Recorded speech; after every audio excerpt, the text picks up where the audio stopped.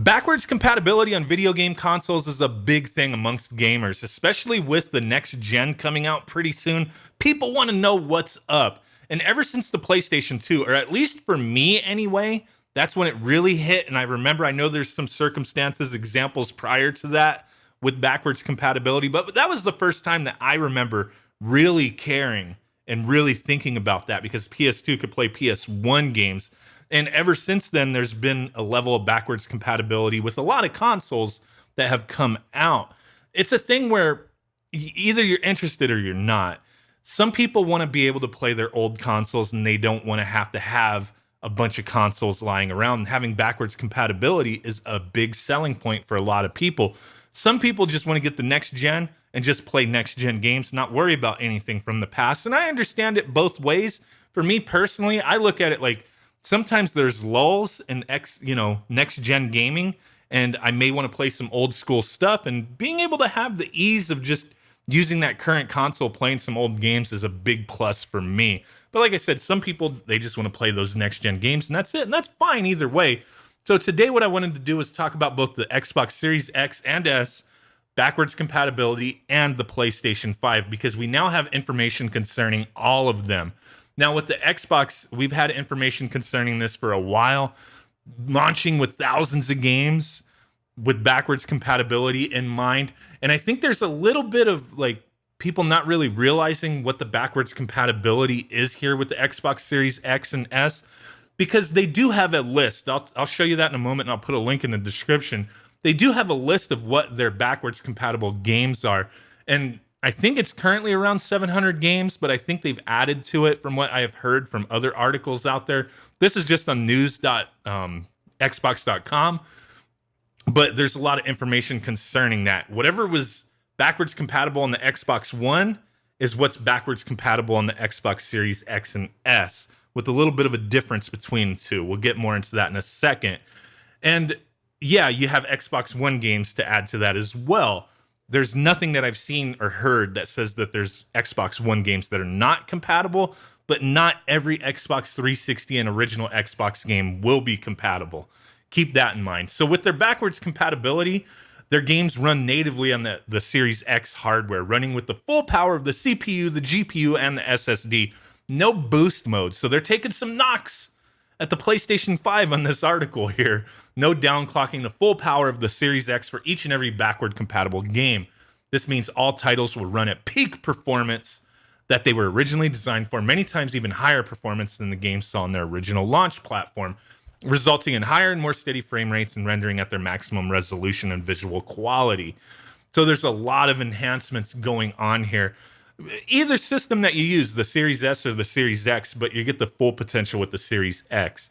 So they state here, in partnership with the Xbox Advanced Technology Group, the Series X delivers a new innovative HDR reconstruction technique which enables the platform to automatically add HDR, high dynamic range support, to games. As this technique is handled by the platform itself, it allows us to enable HDR with zero impact to the game's performance. And we can also apply this to 360 and original Xbox games developed almost 20 years ago before HDR even existed. Also, another thing of note, which I have highlighted here, is the quick resume feature that is a big thing for the Series X, is also going to be compatible with backwards compatible games. So a lot of cool stuff they got going on here. They also state we're also creating a whole new classes of innovations, including the ability to double the frame rate of select titles, 30 to 60 FPS, 60 to 120. So they do have a lot going on here. With the Series S, according to this Polygon article, they're talking about with the Xbox One X enhancements from original Xbox One games, how these titles they look and play better on an Xbox One X than they did on the One S or the launch model. They had enhancements include higher quality anti-aliasing, increased texture detail, 9 times the resolution, 4K versus 720.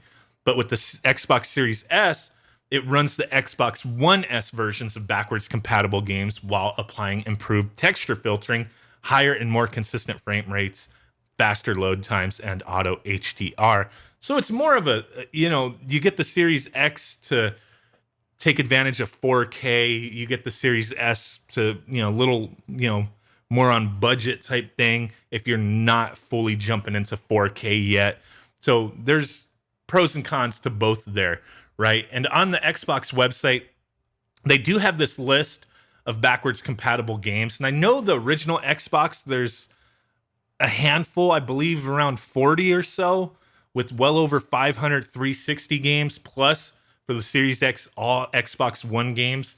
So the one thing you have to do is, if you're really big on the backwards compatibility, if you're like, oh man, I'm going to play all my original Xbox games, you might want to dig into it a little bit more, because I've seen nothing that has said every single game is backwards compatible. All I have read and seen after really digging into the backwards compatibility on the Xbox Series X and S is that the backwards compatibility is what the Xbox One backwards compatibility was with the 360 and OG Xbox. Plus, with the Series X and S, you get Xbox One game backwards compatibility. So a ton of games, but I know it would be disappointing if you're like, oh, hell yeah, day one, I'm getting the Series X and I'm going to play whatever original Xbox game, and then it turns out it doesn't run. I know this list is going to be added to. I've heard plenty of people out there stating that the list is actually larger than what it currently is stated on their website, but it's definitely something to keep in mind. Not every single game is backwards compatible. Now, my thing with the Xbox One, I have an Xbox One S. I've played a handful of original Xbox games, not too many, but I've played a lot of Xbox 360 games on it, and I've never had a game that I wanted to play from the 360 played on the Xbox One that didn't work. So the 360 backwards compatibility is fairly large, and for me, I haven't been disappointed. So with those enhancements on the Series X, it's going to be really interesting. So with the PS5, they very recently announced what their backwards compatibility is, and I know the word out there before with the PlayStation 1, 2, and 3 being backwards compatible on this was a disappointment that it's not happening, not natively anyway, maybe through a service at some point, downloads, who knows, but PS4 is going to be backwards compatible on the PS5.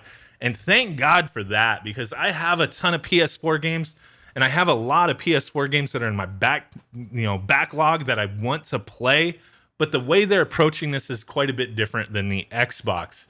So they're stating that the overwhelming majority of the 4,000 plus PS4 games are playable on the PS5 console. There is a handful of games that don't work on it. And then the other big thing when talking about backwards compatibility, we could also go a step further and talk about controllers and peripherals, accessories, right? The Xbox Series X, you could use the Xbox One controllers. It just works, and vice versa between the Xbox One and the Xbox Series X. They kind of just kept it open. Like, you don't have to worry about, if you bought accessories in the past, will they work on my Series X? Everything just works. If you have an Xbox One and you have controllers and stuff that you bought for it, it'll work on the Series X just fine. But with the PS5, it's a little different. So we'll get more into that in a second. So here they talk about select PS4 games will benefit from the game boost, which may make PS4 games run with a higher, smoother frame rate. So some enhancements, right? But it's not going in depth like the Xbox was. I'm not trying to make this like there's a clear winner here. Obviously, some people are going to look at one versus the other, what you're into. For me, I want to play my PS4 games. I honestly don't care about playing 3, 2, and 1 games in the PS5. It would have been dope. Can't deny it, but I'm happy to at least have PS4 because that's really what I care about at this moment. And what I'm seeing so far, I'm fairly happy with. So they also go on to say, although many PS4 games are playable on the PS5, some functionalities that were available on the PS4 may not be available. In addition, some PS4 games may exhibit errors or unexpected behavior. So there's an unknown here. They're trying to cover their ass. Before purchasing add-ons for your PS4 games on the PS5, try to boot and play your PS4 games on your PS5 console to see if you're happy with the play experience. The other thing, PSVR. Yes, PSVR is backwards compatible with the PS5. You can play it. You need the VR headset. You need the original camera for the PSVR. And then you also need a camera adapter. So you're not going to be able to use the PS5 camera for the old PSVR. I know they're going to eventually put out a new one. If you want to play your old PSVR on the PS5, you have to use the original equipment for it, and you're going to have to get a camera adapter. They have yet to really put any information out there on that. It says no purchase required. They're going to be provided for free, but how and where, I have no clue. I haven't heard anything. A lot of people want to know.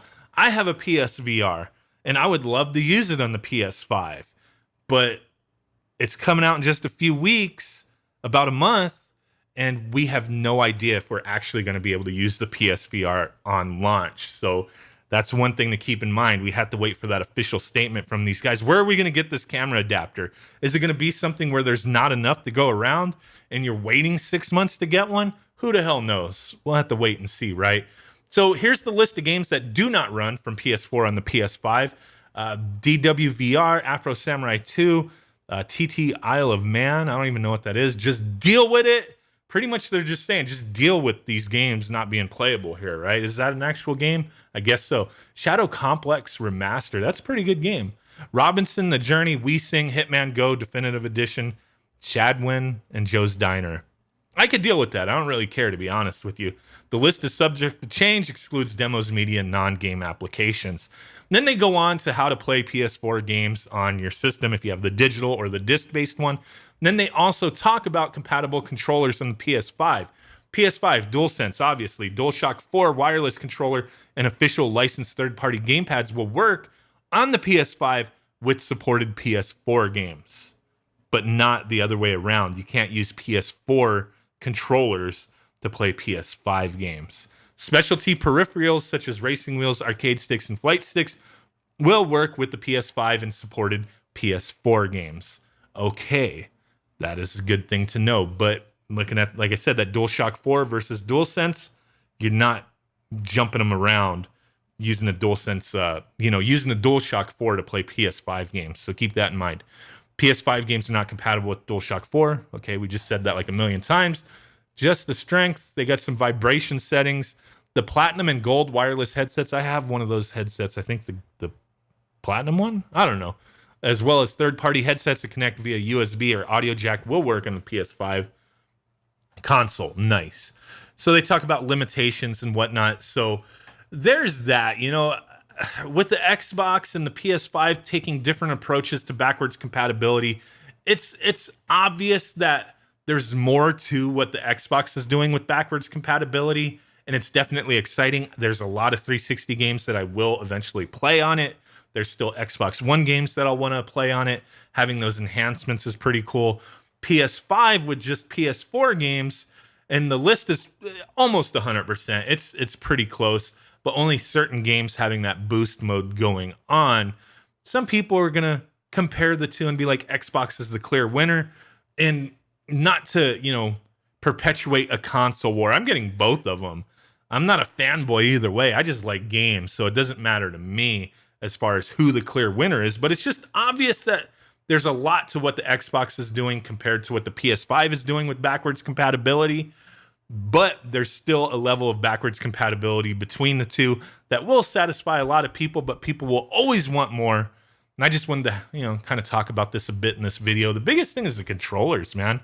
The Xbox just supporting everything from the One. That's huge. PS5 using PS4 controllers on PS4 games. Okay, thank you. Thank you, I guess. That works, but we'll have to wait and see how everything works out. Really do appreciate you guys hanging out. And with that said, I will catch y'all next time. Peace out, bye-bye, and boom. Let me know what you think down below. Bye.